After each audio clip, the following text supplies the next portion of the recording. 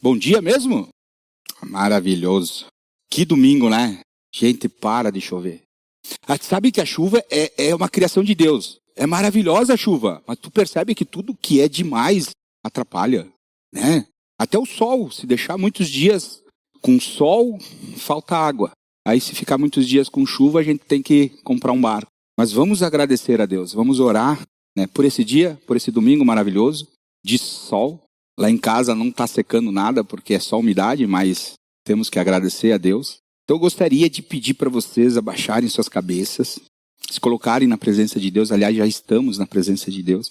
Vamos orar. Vamos pedir para que Deus possa conduzir esse momento, nos dando sabedoria, nos dando entendimento para aquilo que Ele, como mensageiro, quer que a gente escute, quer que a gente aprenda e coloque em prática nas nossas vidas. Pai, queremos te dar graças, Senhor, pelo Deus maravilhoso que Tu és. Obrigado, Deus. Obrigado pela Tua direção, pela Tua conduta, Senhor. Obrigado, Senhor, pelo Teu plano, pelo Teu propósito derramado sobre as nossas vidas. Somos gratos a Ti porque mediante a tantas situações que estamos vivendo e enfrentando na nossa região, na nossa cidade, Pai, temos que Te agradecer pela maravilhosa graça, Senhor. E nesta manhã de domingo, onde que todos nós estamos aqui reunidos para celebrar, para Te dar honras, para Te dar glória, Senhor, queremos também Te pedir, ó Deus, que o Senhor nos abra o nosso entendimento. Queremos ouvir a Tua mensagem, queremos entendê-la e queremos aplicá-la, Senhor. Então nós Te pedimos isso. E Pai, eu Te peço a mim também, que eu possa ser esse mensageiro, que eu possa ser esta ferramenta escolhida por Ti, Senhor, para poder passar a Tua mensagem. Cremos, eu creio, que não sou eu que preparei esse momento, mas o Senhor. Então nós Te pedimos em nome de Jesus. Amém. E como eu comecei falando do dia lindo, do dia maravilhoso, hoje, dia 2 de junho, está fazendo praticamente 30 dias do início das tragédias na nossa região. Aliás, no nosso estado.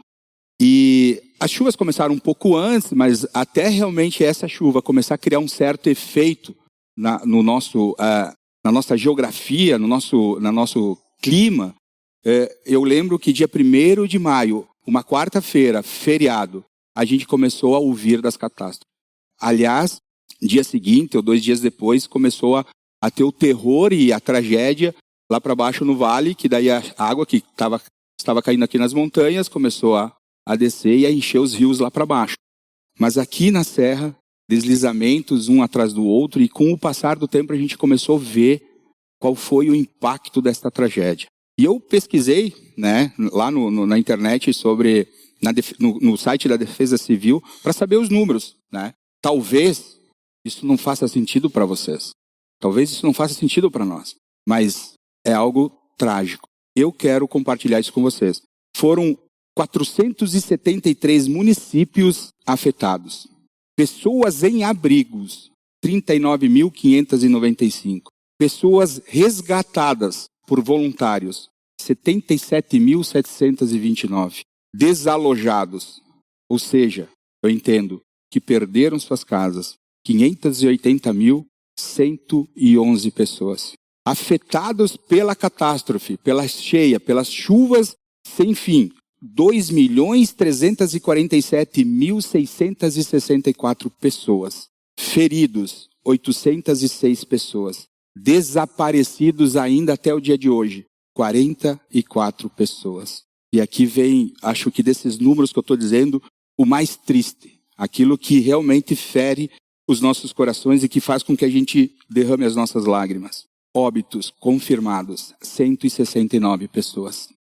Eu não sei se tem alguém aqui que sofreu na pele, ou teve alguém conhecido que passou por isso, que perdeu. A gente teve contatos, amigos, mas amigos de amigos que, inclusive, perderam as suas vidas. Eu sei que o Alcemir vivenciou isso, porque lá no sítio teve um deslizamento, eu vi as fotos, absurdo que passou do lado da casa dele. Eu acredito que por mais que a gente creia em Deus, e isso é algo muito íntimo de cada um de nós, a nossa fé, a nossa esperança, né? A gente não tem como a gente não se abalar. Acho impossível não se abalar. Eu, pelo menos, fiquei muito impactado, muito impactado. Eu quero trazer mais 2 dados para vocês, para eu entrar realmente no texto bíblico. Vocês saberiam me dizer qual foi a maior catástrofe natural, climática, já registrada na humanidade? Ela não é muito antiga, não. Ela é de 2004. O tsunami da Indonésia. E os números são apavorantes. O tsunami da Indonésia em 2004 causou uma destruição em 14 países, devastando cidades inteiras, matando mais de 227 mil pessoas. É como se fosse varrer do mapa 2 cidades de Bento Gonçalves. De acordo com a Organização das Nações Unidas, a ONU, né, foi a pior tragédia natural já registrada. Gente, eu estou falando de tragédia natural, né? Eu sei que a gente passou aí recentemente, a gente ainda vive a pandemia, mas eu estou falando de catástrofe natural.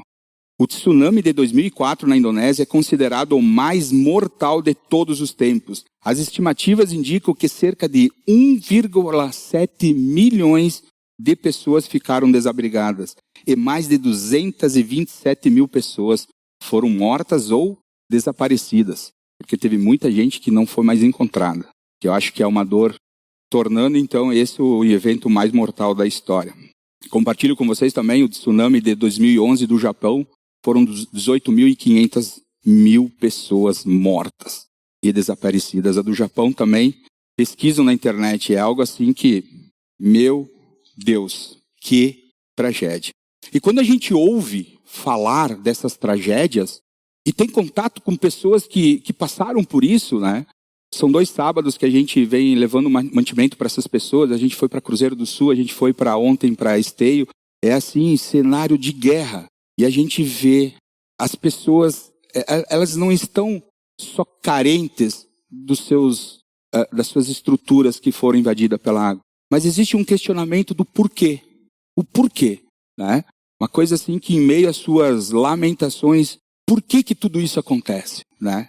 É o que eu tenho ouvido. E junto com isso vem uma pergunta que impacta ainda mais. Muito, mas muito mesmo. As pessoas começam a questionar Deus. Do tipo, aonde está Deus? Lá em Cruzeiro do Sul a gente teve o relato de uma mãe que ficou 1 dia e meio com a sua filha num telhado.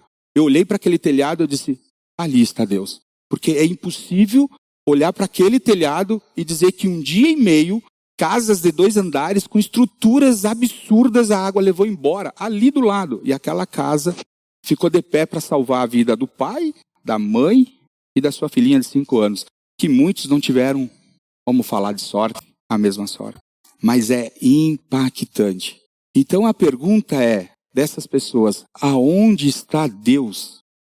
E eu queria trazer essa reflexão para vocês, porque eu como cristão, né, eu nunca, jamais colocarei Deus à prova de qualquer coisa. Mas às vezes a gente fica sem saber o que falar. E aí eu faço a pergunta para vocês. Compartilho com vocês. Olhem para os seus corações. E nós, que somos cristãos, e sabemos aonde está Deus, também buscamos resposta em meio a essas catástrofes. Aí eu fui para aquele que é o melhor manual para a gente poder entender. Eu poder compartilhar isso com vocês essa manhã. E tem a resposta para tudo. Mas eu gostaria que vocês abrissem as suas Bíblias no princípio de tudo. Porque a resposta começa ali. Gênesis, lá no capítulo 3. E nós vamos ler todo este capítulo. Para que a gente possa entender profundamente o porquê. Nós vamos entender o porquê se há dúvida no nosso coração. E começa assim. Ora, a serpente era o mais astuto de todos os animais selvagens que o Senhor Deus tinha feito. E ela perguntou à mulher, foi isto mesmo que Deus disse? Não comam de nenhum fruto das árvores do jardim? Respondeu a mulher à serpente, podemos comer do fruto das árvores do jardim. Mas Deus disse, não comam do fruto da árvore que está no meio do jardim, e nem toquem nele, do contrário, vocês morrerão. Disse a serpente à mulher, certamente não morrerão. Deus sabe que no dia em que dele comerem, seus olhos se abrirão e vocês, como Deus, serão conhecedores do bem e do mal. E quando a mulher viu que a árvore parecia agradável ao paladar, era atraente aos olhos e, além disso, desejável para dela se obter discernimento, tomou do seu fruto, comeu e deu a seu marido, que comeu também. Os olhos dos dois se abriram, perceberam que estavam nus e então juntaram uma folha de figueira para cobrir-se. Ouvindo o homem e sua mulher os passos do Senhor Deus, que andava pelo jardim quando sobrava a brisa do dia, esconderam-se da presença do Senhor Deus entre as árvores do jardim. Mas o Senhor Deus chamou o homem, perguntando: onde está você? E ele respondeu: ouvi os teus passos no jardim e fiquei com medo, porque estava nu, por isso me escondi. E Deus perguntou a ele: quem disse que você está nu? Você comeu do fruto da árvore da qual proibi que não comesse? Disse o homem: foi a mulher que me desse por companheira que me deu o fruto da árvore, e eu comi. O Senhor Deus perguntou então à mulher: que foi que você fez? Respondeu a mulher: a serpente me enganou e eu comi. Então o Senhor Deus declarou à serpente: uma vez que você fez isso, maldita é você entre os rebanhos domésticos e entre os animais selvagens. Sobre o seu ventre você rastejará. O pó comerá todos os dias da sua vida. Porém, inimizade entre você e a mulher, entre a sua descendência e os descendentes dela. Este ferirá a sua cabeça e você lhe ferirá o calcanhar. A mulher ele declarou: multiplicarei grandemente o seu sofrimento na gravidez. Com sofrimento você dará à luz a seus filhos. Será para o seu marido, seu desejo será para o seu marido, e ele a dominará. E ao homem declarou, e aqui eu abro o parênteses, prestem muita atenção. E ao homem declarou: visto que você ouviu a sua mulher e comeu do fruto da árvore da qual ordenei a você que não comesse, maldita é a terra por sua causa. Vou repetir. Maldita é a terra por sua causa. Com sofrimentos você se alimentará dela todos os dias da sua vida. Ela lhe dará espinhos e ervas daninhas, e você terá que alimentar-se das plantas do campo. Com o suor do seu rosto você comerá o seu pão, até que volte à terra, visto que dela você foi tirado, porque você é pó, e ao pó voltará. Adão deu à sua mulher o nome de Eva, pois ela seria a mãe de toda a humanidade. O Senhor Deus fez roupas de pele e com eles vestiu Adão e sua mulher. Então disse o Senhor: agora o homem se tornou como um de nós, conhecendo o bem e o mal. Não se deve, pois, permitir que ele tome também do fruto da árvore da vida e o coma, e viva para sempre. Não se deve, pois, permitir que ele tome também o fruto da árvore da vida e o coma. E o quê? E viva para sempre. Por isso o Senhor Deus mandou embora do jardim do Éden para cultivar o sol, do qual fora tirado. Depois de expulsar o homem, colocou a leste do jardim do Éden querubins e uma espada flamejante, que se movia guardando o caminho para a árvore da vida. Por quê que todas as coisas estão acontecendo no nosso mundo? Que loucura! Nós vivemos num mundo de pecado. Nós vivemos num mundo no qual, lá no princípio, o homem desobedeceu a Deus. E a mulher que era a sua companheira, ela se tornou a mãe de toda a humanidade, de todos nós. Então, meus queridos, não tem o que nós questionarmos o porquê de tudo que está acontecendo neste mundo. Nós acabamos de ler o evento que mudou totalmente a história da humanidade e nos trouxe terríveis consequências, e a maior delas, o pecado. Uma ordem de Deus, versículo 3. Mas Deus disse: não comam do fruto da árvore que está no meio do jardim e nem toquem nelas, do contrário vocês morrerão. A ordem de Deus foi descumprida. Segundo, a escolha. Deus deu uma ordem e nós tínhamos e temos o livre-arbítrio de fazer uma escolha, sempre. A escolha qual foi? Versículo 6. Quando a mulher viu que a árvore parecia agradável ao paladar e era atraente aos seus olhos, e além disso, desejável para dela se obter discernimento, tomou do seu fruto, comeu e deu a seu marido, que comeu também. Tiveram a escolha para não fazer isso? Tiveram. Terceiro, a consequência. Versículo 17. E ao homem declarou: visto que você deu ouvidos à sua mulher e comeu do fruto da árvore, do qual ordenei para que você não comesse. Estava claramente especificado: não coma. Maldita é a terra por sua causa. Forte demais isso. Palavra de Deus. Bíblia, não sou eu que estou dizendo.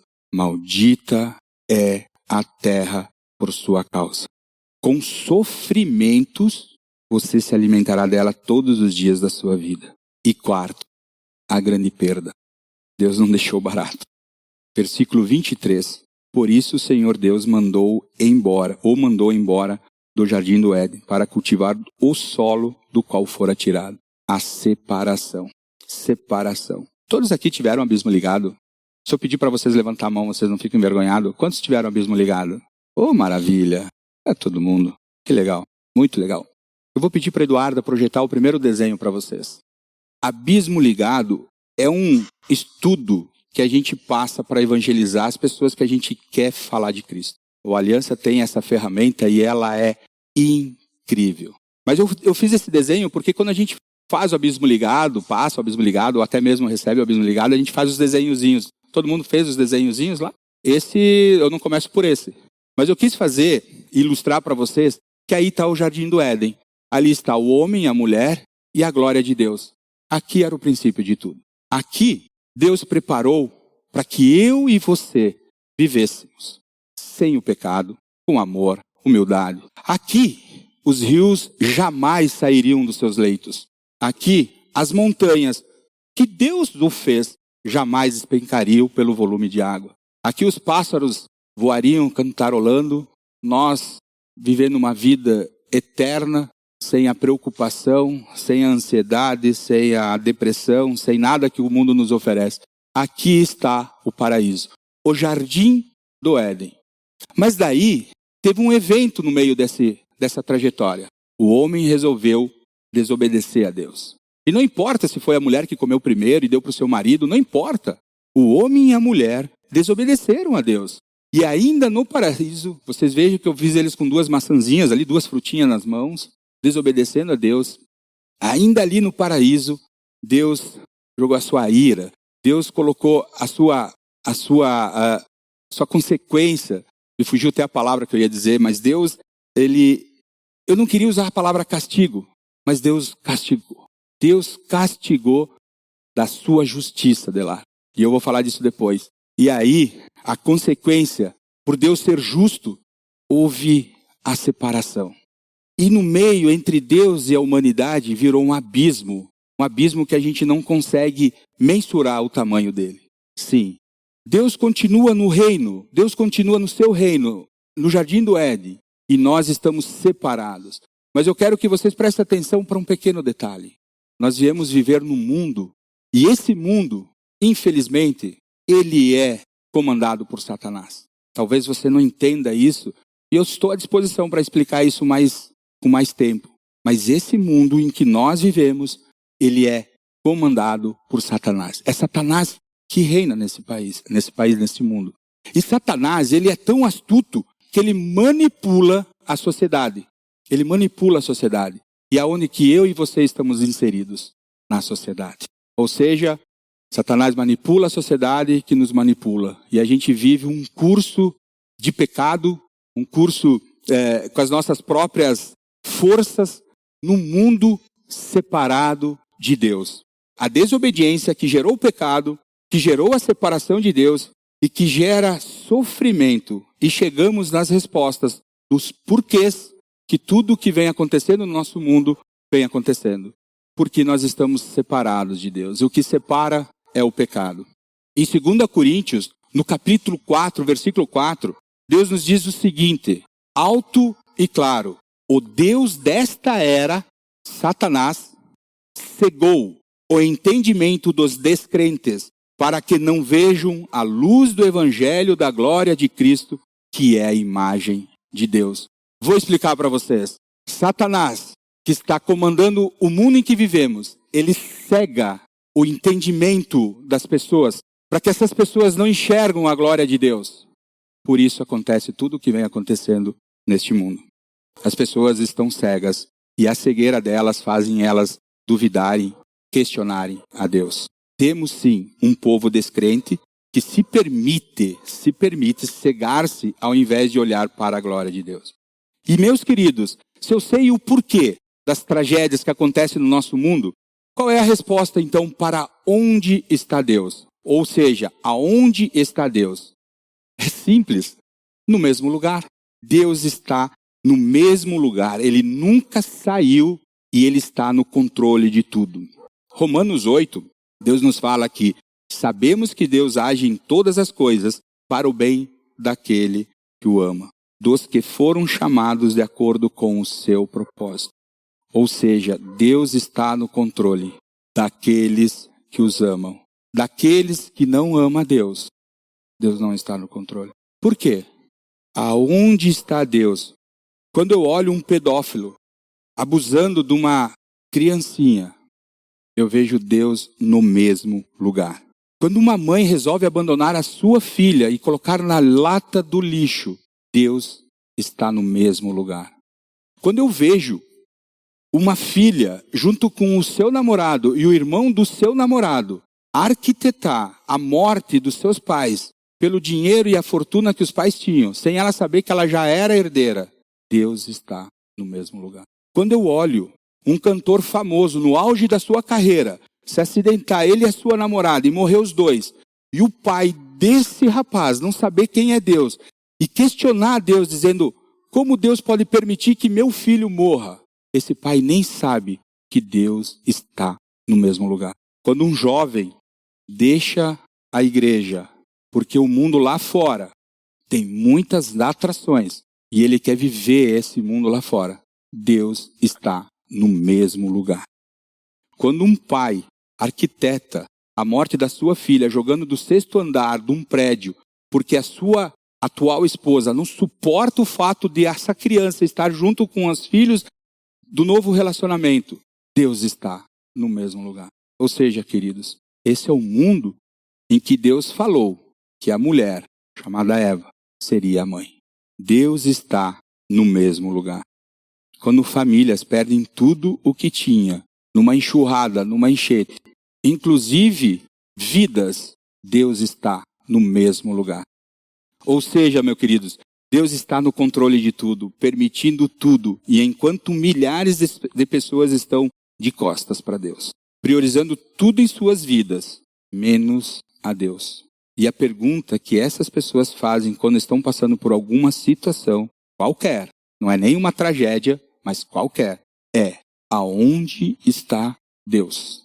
Deus está no mesmo lugar de sempre, permitindo que tudo o que aconteça neste mundo, mesmo eu priorizando tudo em minha vida, menos a Deus, Deus está no mesmo lugar. Porque Deus é justo e permitirá que este mundo de pecado, ainda assim, percorra o seu curso.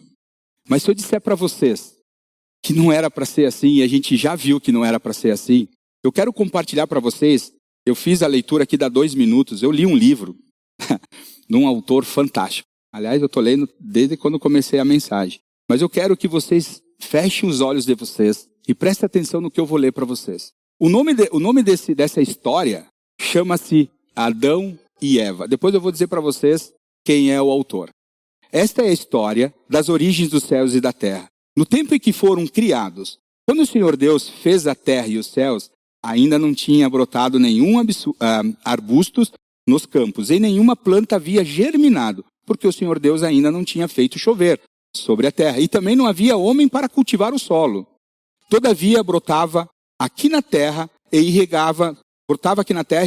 irrigava toda a superfície do solo. Então o Senhor Deus formou o homem do pó da terra e soprou em suas narinas do fôlego da vida, e o homem se tornou um ser vivente. Ora, o Senhor Deus tinha plantado no jardim do Éden, para os lados do leste, ali colocou o homem que formara. Então o Senhor Deus fez nascer do solo todo tipo de árvores, agradáveis aos olhos e boas para se alimentar. E no meio do jardim estava a árvore da vida e a árvore do conhecimento do bem e do mal. No Éden nascia um rio que irrigava o jardim, e depois se dividia em 4. O nome do primeiro era Pisson.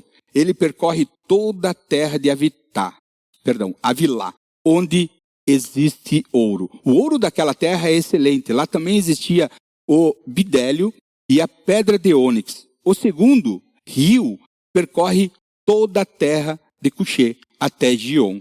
O terceiro rio, que corre pelo lado leste da Síria, é o Tigre. E o quarto rio é o Eufrates. O Senhor Deus colocou o homem no jardim do Éden para cuidar dele e cultivá-lo. E o Senhor Deus ordenou ao homem: coma livremente de qualquer árvore do jardim, mas não coma da árvore do conhecimento do bem e do mal, porque no dia em que dele comer, certamente você morrerá. Que história fantástica! Essa história de Gênesis capítulo 2 é a história do princípio de tudo. Nós que somos cristãos acreditamos que Deus criou todas as coisas. E Deus relata um capítulo antes de Gênesis como era para ser esse paraíso que nós tanto almejamos como cristão, né? Nós, creio, né, que nós que somos cristãos, almejamos na vida eterna viver nesse paraíso. Um paraíso onde que a gente vai ver a glória de Deus refletindo em todas as coisas. Onde os rios correm seus cursos naturais, como eu falei no início. Onde que não vai haver guerras e não vai haver destruição e que não vai haver tragédias. Esse é o paraíso em que Deus tem preparado para nós. E eu gostaria que vocês prestassem atenção num versículo que é de 1 Coríntios, no capítulo 2, lá no versículo 9. Olha o que Deus fala para nós. Prestem atenção. Olho nenhum viu, ouvido nenhum ouviu, mente nenhuma imaginou o que Deus tem preparado para aqueles que o amam. Aonde está Deus? E o porquê das coisas acontecerem no nosso mundo? Mas eu tenho uma boa notícia para vocês. Aliás, nós já sabemos, porque todo mundo fez o abismo ligado aqui, né? Aí eu pergunto para vocês, como nós não podemos mudar essa situação em que nós estamos vivendo, dessa catástrofe? Infelizmente, nós não temos como mudar. Mas, sabendo que nós estamos separados de Deus, e um abismo que a gente não faz ideia e não consegue dimensionar o tamanho dele, foi ligado entre o mundo em que vivemos e aonde está Deus. Sim, ele existe uma ponte agora. E eu vou dizer para vocês, e digo isso para nós, que a gente pode resolver a vida, resolver as nossas vidas. Porque eu não posso jamais pegar pela mão, seja qual for, a pessoa que eu mais amo nessa vida, minha esposa e minha filha, e trazer pela mão e dizer, vamos junto atravessar essa ponte. Não, eu posso mostrar onde que está a ponte, e até a cabeceira dessa ponte, mas para atravessar a ponte, tem que ser sozinho. Porque eu preciso reconhecer essa ponte. Eu preciso me arrepender da vida que eu levo enquanto Satanás está comandando tudo. E por fim, eu preciso receber. Eu preciso aceitar. Eu preciso crer que é o que essas pessoas estão vivendo nas suas vidas, sem saber onde está Deus, porque não creem, não conhecem essa ponte. E sim, o que nós podemos fazer? Nós podemos reconhecer a Jesus Cristo. Nós podemos nos arrepender das nossas vidas e a gente pode aceitar Ele e crer Ele. E aí nós estaremos de volta na presença de Deus. E é por isso que eu creio que todos nós aqui, esta igreja, este grupo, sabe responder a pergunta: aonde está Deus? Mas nós precisamos mais do que isso. Eu e você precisamos saber, porque quando nós nos pegarmos em situações onde pessoas que a gente ama não sabem onde está Deus, nós precisamos estar preparados com o mínimo de conhecimento para dizer para essas pessoas aonde está Deus. O Evangelho de João fala muito bem desta ponte. O Evangelho de João relata desta ponte de uma forma muito profunda. E eu vou dizer para vocês, até esse relato de João é triste de a gente ler. E eu quero compartilhar com vocês o que João fala da ponte, a ponte Jesus Cristo. E ele diz assim, está lá no versículo 9, ele diz assim: estava chegando ao mundo a verdadeira luz, que ilumina todos os homens. Aquele que é a palavra estava no mundo, e o mundo foi feito por intermédio dele, mas o mundo não o reconheceu. Veio para o que era seus, mas os seus não os receberam.